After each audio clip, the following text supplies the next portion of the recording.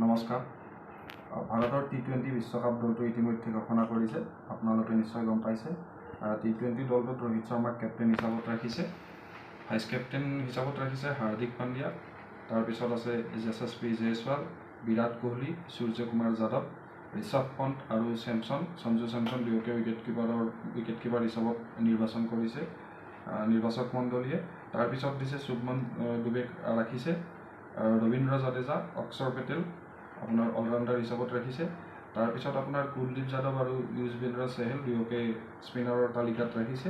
লগতে জাসপ্ৰীত বুমৰাহ, আৰ্শদীপ সিং আৰু Mohammad সিৰাজক fast bowler অপশ্যনত ৰাখিছে। নিৰ্বাচকে নিৰ্বাচন কৰা এই 15জনীয়া দলটোৰ উপৰিও IPL যেতিয়া আৰম্ভ হৈছিলে, IPL আৰম্ভ হোৱাত চৰ্চাত আছিলে আমাৰ অসম সন্তান ৰিয়ান পৰাগৰ নাম চৰ্চাত আছিলে, ঋতুৰাজ গায়কোৱাডৰ নামো চৰ্চাত আছিলে, ছানৰাইজাৰ্ছ হায়দৰাবাদৰ বিস্ফোৰক অপেনাৰ অভিষেক শৰ্মা তেওঁৰ নামো চৰ্চাত আছিলে। লগতে লক্ষ্ণৌ ছুপাৰ জায়েণ্টছৰ নৱতম চাঞ্চল্য বলাৰ ময়ংক যাদৱৰ নামো চৰ্চাত আছিলে। কিন্তু ময়ংক যাদৱ শেহতীয়াভাৱে আঘাতজনিত সমস্যাত মেচৰ পৰা বাহিৰ হৈ আছে। সৈয়দ মুস্তাক আলী ট্ৰফিত ৰিয়ান পৰাগে 10খন মেচত 510 ৰান কৰিছিলে, য'ত আছিলে আপোনাৰ 85 এভাৰেজত 182.80 ষ্ট্ৰাইক ৰেটত, যিটো সঁচাকৈ ইম্প্ৰেছিভ। বৰ্তমান টি20 ফৰ্মেটত চাবলৈ গ'লে 182.80 ষ্ট্ৰাইক ৰেটটো সঁচাকৈ ইম্প্ৰেছিভ। লগতে তেওঁ এটা ৰেকৰ্ড কৰিছিলে, যিটো ৰেকৰ্ড আছিলে ক্ৰমাগতভাৱে 7খন মেচত 7টা অৰ্ধশতক অৰ্জন কৰা ৰেকৰ্ড টি20ত, যিটো এয়াই প্ৰথম।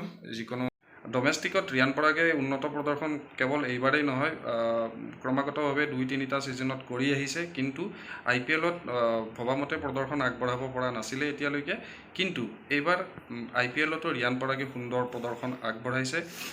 এই পৰ্যন্ত অৱশ্যে শেহতীয়া 2-3খন মেচত অলপ আশা কৰা ধৰণে ফলাফল অহা নাই।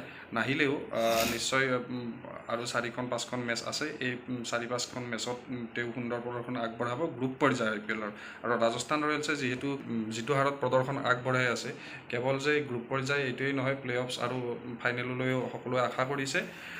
IPLত এই পৰ্যন্ত আজিলৈকে ৰিয়ান পৰাগে 332 ৰান কৰিছে 8টা ইনিংছত, য'ত আপোনাৰ 55.33 এভাৰেজত 159.62 ষ্ট্ৰাইক ৰেটত ৰান কৰিছে। 3টা অৰ্ধশতক আছে। 3টা অৰ্ধশতকৰ উপৰিও এটা লক্ষ্ণৌ ছুপাৰ জায়েণ্টছৰ বিৰুদ্ধে এই বছৰ IPLৰ প্ৰথমখন মেচত, ৰাজস্থান ৰয়েলছৰ প্ৰথমখন মেচত তেওঁ 29টা বলত 43 ৰানৰ এটা ইনিংছ খেলিছিলে।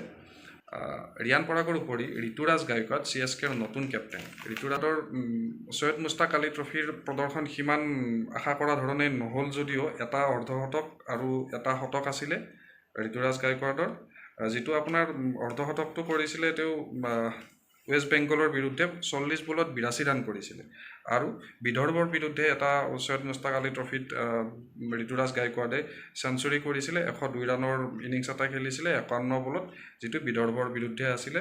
মুস্তাক আলী গায়কোৱাডৰ 5টা ইনিংছত টোটেল ৰান কৰিছিল 244 ৰান, য'ত আপোনাৰ 61ৰ এভাৰেজ আছিলে, 174.29 ষ্ট্ৰাইক ৰেট আছিলে ঋতুৰাজ গায়কোৱাডৰ। টি20 ইণ্টাৰনেশ্যনেলত ঋতুৰাজ গায়কোৱাডৰ এটা শতকীয় ইনিংছ দেখাৰ সৌভাগ্য হৈছিলে আমাৰো, যিটো আপোনাৰ অষ্ট্ৰেলিয়াৰ বিৰুদ্ধে গুৱাহাটীত মেচখনত কৰিছিলে। অৱশ্যে অষ্ট্ৰেলিয়াৰ বিৰুদ্ধে মেচখনত ঋতুৰাজ গায়কোৱাডে চেঞ্চুৰী কোবালেও মেক্সৱেলৰ বিস্ফোৰক আন এটা চেঞ্চুৰী ছেকেণ্ড ইনিংছত কৰাৰ বাবদ টিম ইণ্ডিয়াই মেচখন হাৰিছিলে। তথাপিও সেই ইনিংছটো দেখাৰো সৌভাগ্য ঘটিছিলে। শেহতীয়াভাৱে এটা নাম হৈছে অভিষেক শৰ্মা, ছানৰাইজাৰ্ছ হায়দৰাবাদৰ বিস্ফোৰক অপেনাৰ অভিষেক শৰ্মা। অভিষেক শৰ্মাই এইবাৰ IPLত 9খন মেচত 9টা ইনিংছত মুঠ ৰান কৰিছে 303 ৰান, য'ত 214.89 ষ্ট্ৰাইক ৰেটত ৰান কৰিছে। 214.89 ষ্ট্ৰাইক ৰেট ধেমালি নহয়। এনেকুৱা ধৰণৰ অপেনিং বেটছমেন আমাৰ টিম ইণ্ডিয়াত নিশ্চয়কৈ প্ৰয়োজন। হয়তো শেহতীয়া যি বিশ্বকাপৰ পিছতে জিম্বাবৱে আৰু শ্ৰীলংকা ভ্ৰমণ আছে, জিম্বাবৱে আৰু শ্ৰীলংকা ভ্ৰমণত অভিষেক শৰ্মা, ঋতুৰাজ গায়কোৱাড, শুভমন গিল, আমাৰ অসম সন্তান ৰিয়ান পৰাগ, ৰিংকু সিং এইসকলক লৈ পেলাই টিম নিৰ্বাচন কৰিব নিৰ্বাচক মণ্ডলীয়ে। আমিও সেইটোৱে আশা কৰিছোঁ, যাতে অসমৰ পৰা প্ৰথমবাৰৰ বাবে টিম ইণ্ডিয়াৰ জাৰ্চি কোনোবা এজনে হ'লেও পৰিধান কৰি খেলপথাৰত নামে। ইয়াৰ আগতে উমা চেত্ৰীয়ে ওমেন টীমটোত নিৰ্বাচন হৈছিলে যদিও এখনো খেল এতিয়ালৈকে তেওঁ খেলিবলৈ সুযোগ পোৱা নাই। গতিকে যাতে ৰিয়ান পৰাগে সেই প্ৰথমজন অসমীয়া হয় যিয়ে টীম ইণ্ডিয়াৰ হৈ খেলপথাৰত নামিব পাৰে, প্লেয়িং 11ত খেলাৰ সুযোগ লাভ কৰিব পাৰে।